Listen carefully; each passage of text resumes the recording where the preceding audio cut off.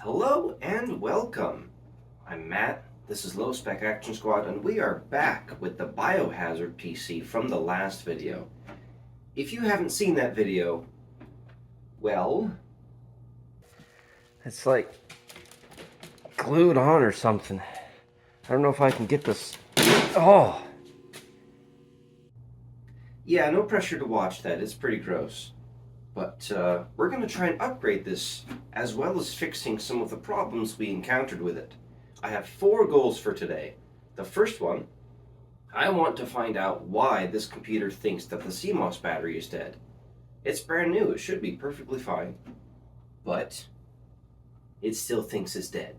Number 2, when we installed the RAM in this machine to upgrade it from 256 megabytes up to 2 gigs, we couldn't get that to work in dual channel. I'd like to get that in dual channel and hopefully maybe even upgrade it to this machine's maximum of 4 gigs. That would be super nice. But that's a stretch goal. Number 3, I'd like to upgrade the CPU in this machine. The official maximum CPU is a Pentium D 960. I have a couple of Pentium D 945s, but I've read online that a Core 2 Duo E6300 will work in this machine. That is not officially supported, but if we have BIOS A11, people say it'll work. So we need to check what BIOS we have and get that CPU working. I'd also like to measure the power difference between the Celeron that's in here right now and the Core 2 Duo, if that works, and demonstrate the performance advantages per watt. And finally, I would very much like to try and upgrade past the GT430 that we stuck in here last time. So, first off, let's get our CPU. I have enhanced my CPU storage methods. Let's see what Core 2 Duos I've got. And let's also get that Pentium D out, just in case the Core 2 Duo doesn't work, because a Pentium D is still a significant upgrade over a Celeron.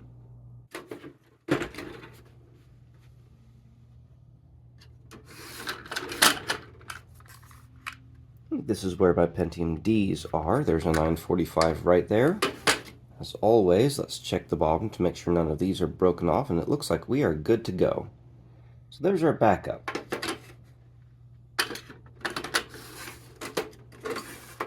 Oh, those are Xeons. Here we go, I think. Looks like got a Core 2 Duo 4400. That could be a good experiment. And an E8400. This should not work in this machine. So I think we're going to stick with the 4400 for now. I have some Core 2 quads, but those are extremely unlikely to work. I don't think anyone has gotten them to work, so we're going to stick with these here. And the bottom of that 4400 looks just fine. Now that we've got our CPUs picked out, let's go ahead and try to figure out what's wrong with this CMOS battery. Looks like I'm going to need a flathead to get that out. There we go. So this is our nice new CMOS battery. Now we're going to test it 2 different ways. I have this hyper tough, kind of a piece of junk, to be honest. I don't trust it very well. But it does say we're right at, looks like just about 3 volts on the dot. A nice new battery should be measuring around 3.1 to 3.2 volts. But that's still perfectly within the expected range. Now I do have this, which supposedly can work as a multimeter as well. And it looks like these leads just slide right in there, so that's pretty cool. I don't need to find where I put the leads for this. So, let's see. Volts.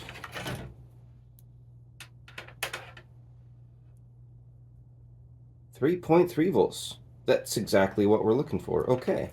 So the CMOS battery's fine. As expected. Why won't it read as fine, is the question. I guess we'll just put it back in and hope that it's okay. That is very strange behavior. Okay, now let's get on to that CPU attempt.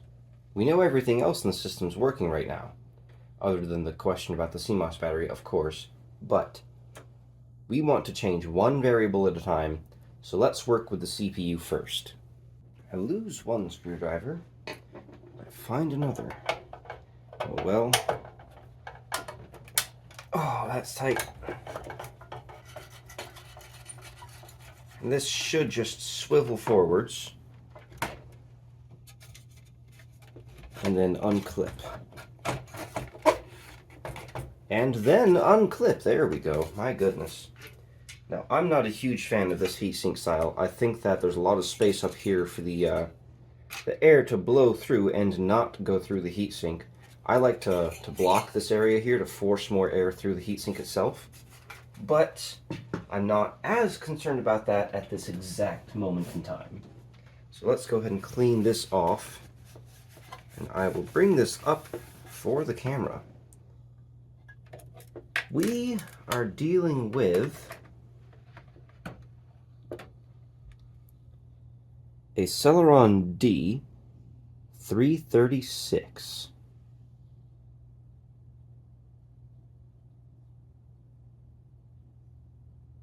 Looks like 2.8 gigahertz. That's certainly one of the CPUs of all time. So let's go right straight for this, we didn't check what BIOS this has. We're not going to go straight for the Core 2 Duo. Let's put the Pentium D in here first, just because that should work right away. Ooh, I see some thermal paste in the pins. This should work right away, regardless of what BIOS it has. We need to get into the BIOS. I don't know how I forgot to do that. But let me grab some thermal paste.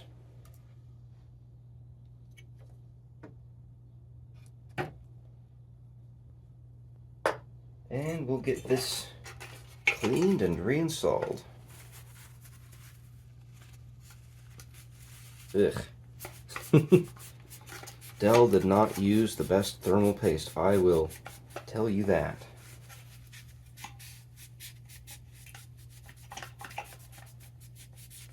Okay, that is, by my decree, good enough. That clipped back in.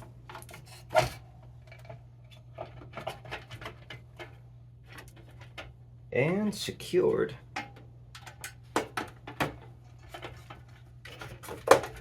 There we go.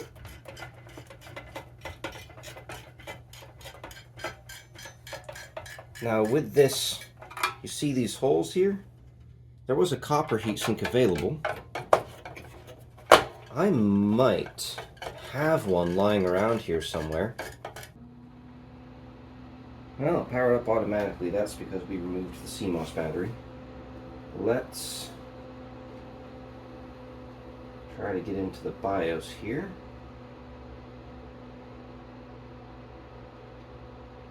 Do we really have a BIOS old enough to where it's not going to work with the Pentium D? Oh, you've got to be kidding me.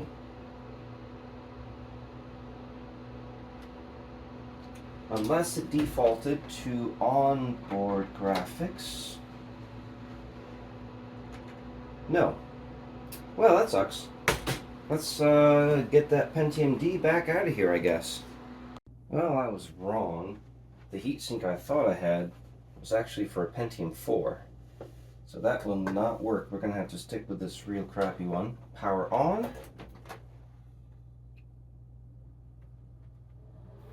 Now this is the original Celeron, so we should be good to go here. You're kidding. It's not even trying to post. I'm not getting any postcodes. Well, that's unfortunate. And very strange. Well, I didn't think I'd be troubleshooting in this video, but here we are. Let's pull out this graphics card. We do not need it during this part of the video. I hate these BTX boards. Okay, so we're going to plug this into onboard graphics. We know it's not booting right now. Let's pull this battery again. It is currently not very happy with me. Everything's plugged in correct that I can tell. So, will we post now?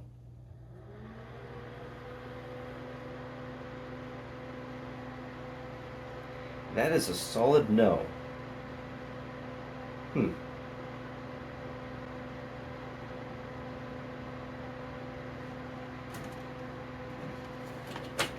Okay, that's unexpected, but we can work with that. Let's pull the CPU again. I did put the Celeron back in, right? Yeah, that's the Core 2, and that's the D.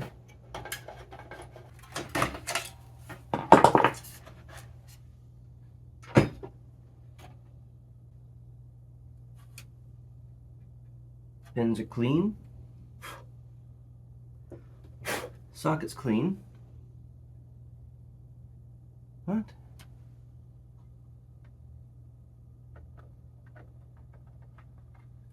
We are well seated.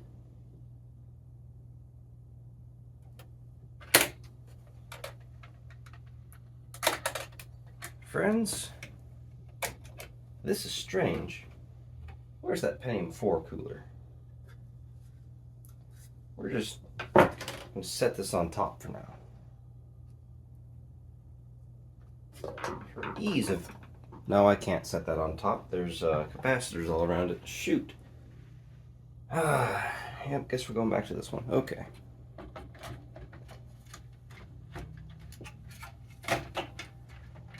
What in the world is going on with this PC now? So that's our CPU reseated.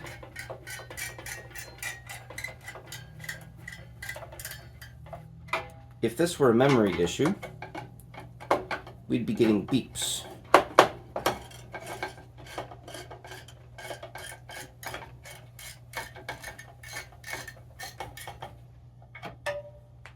With the CMOS battery removed, it should still post just fine. That's different behavior. Last time it just turned on and stayed on. Let's... Wait a minute. We're getting postcodes. Okay, reseating the CPU worked. Let's get into the BIOS. Okay, BIOS A03.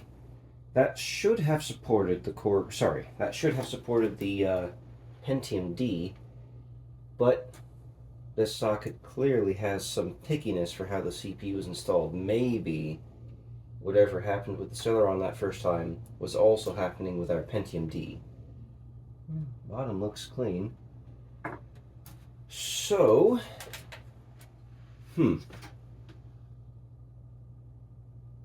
I need to get A11. Let's go ahead and get that.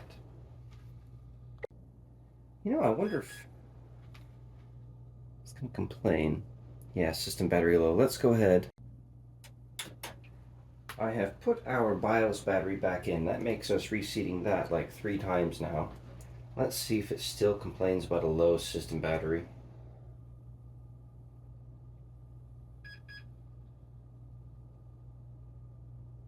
It does. Okay. Well, there appears to be absolutely nothing I can do about that. We have a good battery. Huh. If any of you have any ideas on how to fix that weird battery issue, let me know down in the comments below. I read every single one of them. So let's go ahead and get the BIOS installed. Where's my mouse? Go. Found new hardware. There is no new hardware. What are you talking about? Is that the onboard video that it's finding? Okay. Get this brought to the desktop. When we run it, I need to clean this workspace. Continue. Yep. And we're just going to let it do its thing.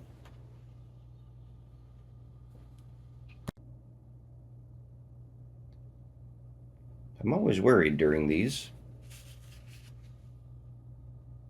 There is a chance that it will fail and break the system.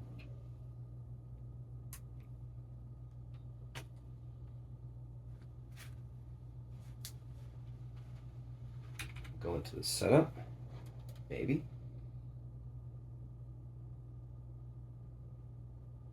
A11. Okay, let's try our Core 2 Duo upgrade.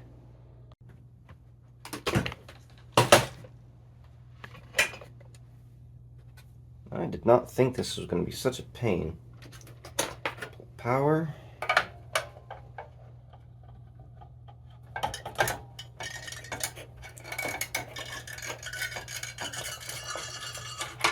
But you know, it's worth it.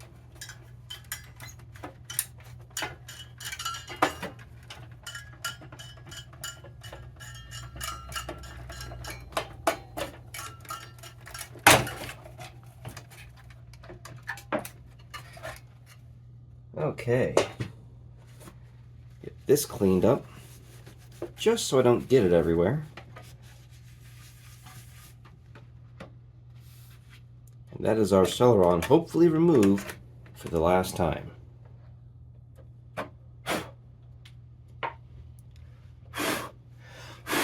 Make sure nothing gets in those sockets. I don't want to have to continuously reseat these things. So, this is our Core 2 Duo 4400, not E4400, just 4400. That should be good. Where did I? There it is. Thermal paste. A little bit of goop on there. And this.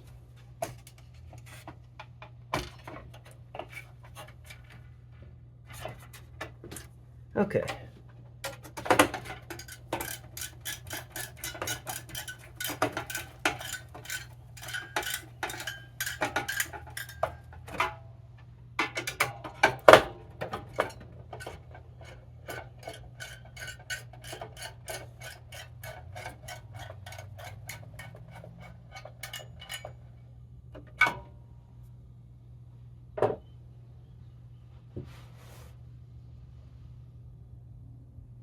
Well, that's installed. The question is, will it post?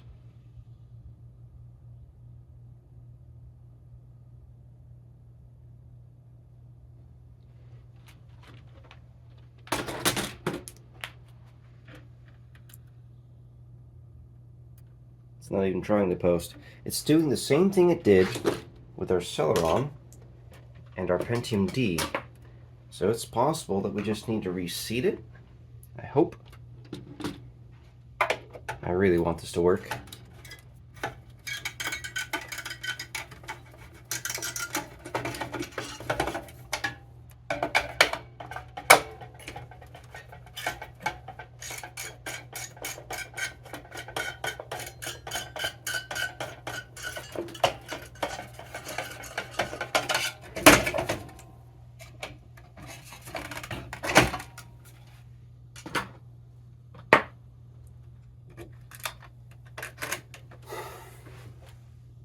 It looks good to me.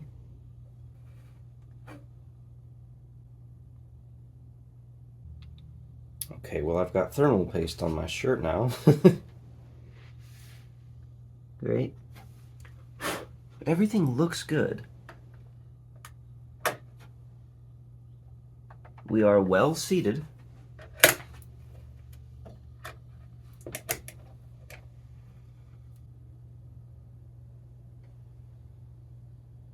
And we are not not even attempting to post.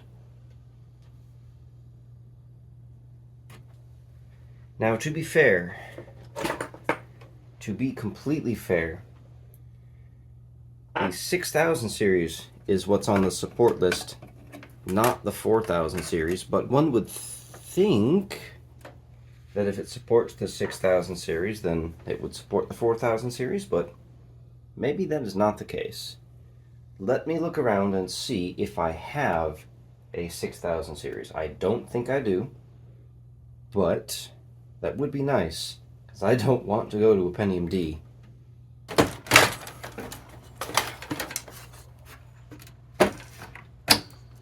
Well, lucky me, I found this 6300 just lying around.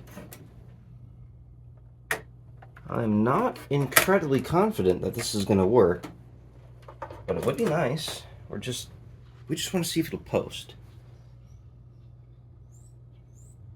And so far, that looks like a solid no. Just for posterity, let's remove this BIOS battery.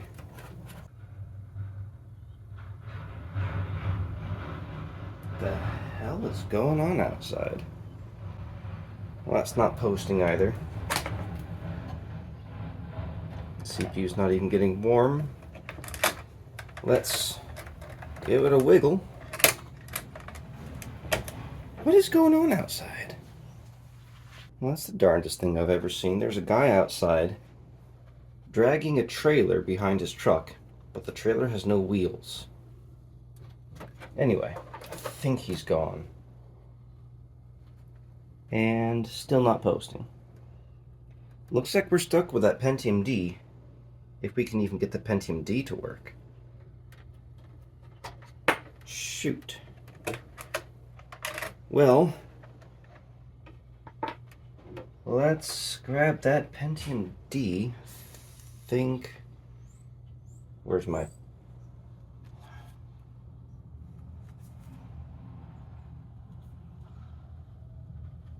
Nope, that's the Core 2 Duo. That's our Celeron D. Which means that this is probably the one.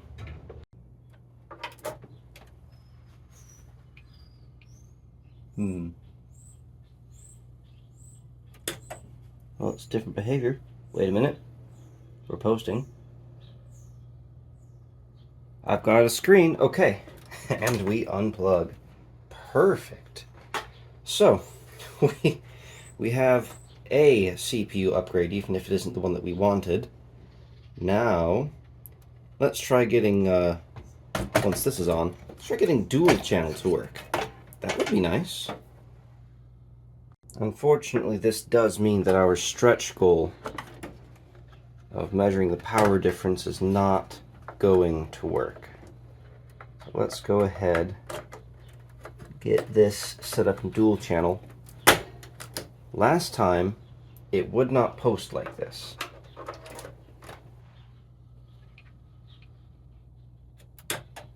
Let's see what we get. Hold on a minute. Hey, we're good.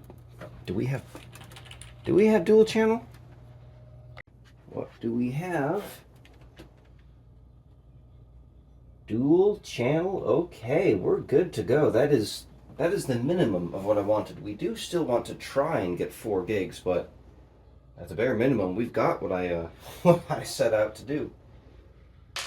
Oh boy, do I even? Yeah, I'm gonna put the BIOS battery back in, and we're gonna go ahead and get out of here. I guess I didn't technically change anything, so there. You know what? I'll get the date correct at least, or at least kind of correct. It's 2025 now. What's today? The 12th? That trailer guy's back. God damn it. Well, that trailer guy's not going to leave, apparently. I don't know how to exit and save because I'm only prompted to just exit. So we're going to hope that saves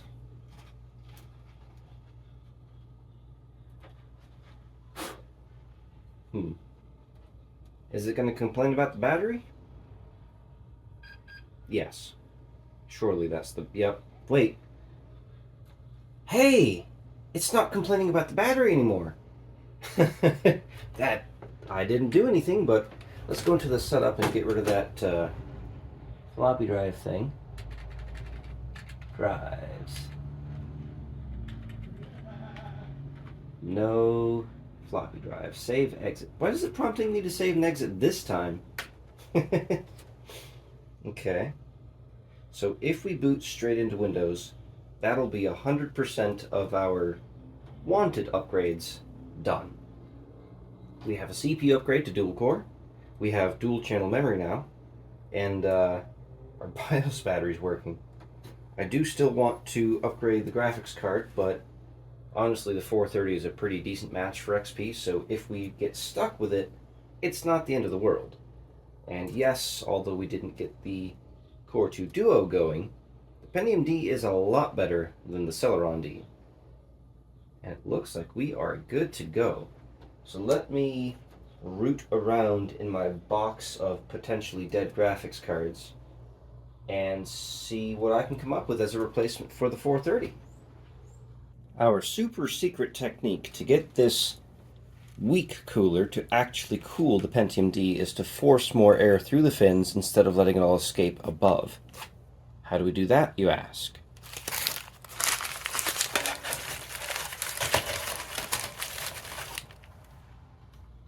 Ta-da!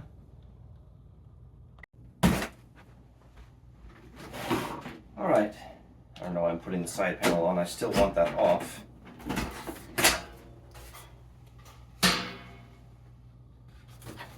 Okay, this system has been more or less fully upgraded now. I do still have that GT430 in there. I was not able to find any single slot cards, and remember, this is BTX. I need a single slot graphics card. I was not able to find any that didn't require power, so we're doing the best we can here. Now, I would like to measure our CPU power usage, as well as the whole system power usage, of course. And the best way we found to do that was in Battlefront 2. Let's get this. This is unrelated. I definitely didn't steal that 6300 out of a perfectly working system. No, definitely not. And we've also found that this is not accurate. This multimeter sucks. I really like this. This has been one of the greatest tools that has ever been sent to me. How do you charge it?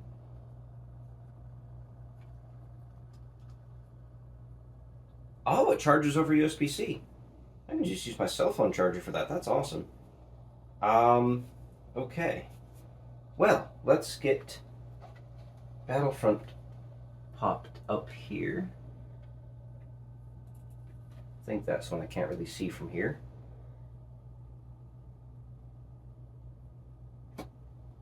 Now we know this is going to use more power. We have a Pentium D in here now. We'll cut back in once I'm in the game and spinning. Every video I say I'm going to get rid of this monitor, but then I forget, I'm lazy, or something else happens. Oh, I had turned this on. It's off now. Oh, this must have some sort of automatic shutdown? Let me look that up. I'm sure there's more to this. As it would turn out, I was actually, I was sent an email about this from the company themselves. They're the ones who provided this, by the way, full disclosure.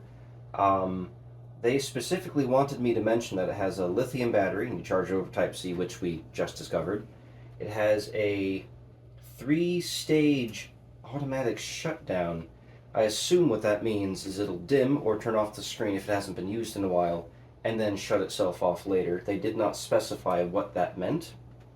They want me to show curve recording mode, which I didn't know existed. and kind of excited to see what the heck that is. And power measurement, we've already done. I mean, we measured the battery, that counts, right?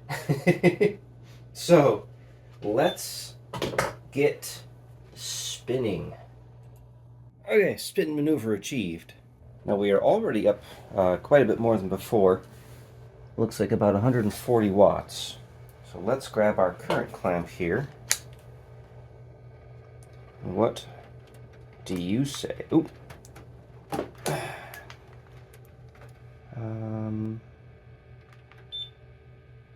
Oh yeah, we're doing a full amp more over the CPU power draw there. Okay.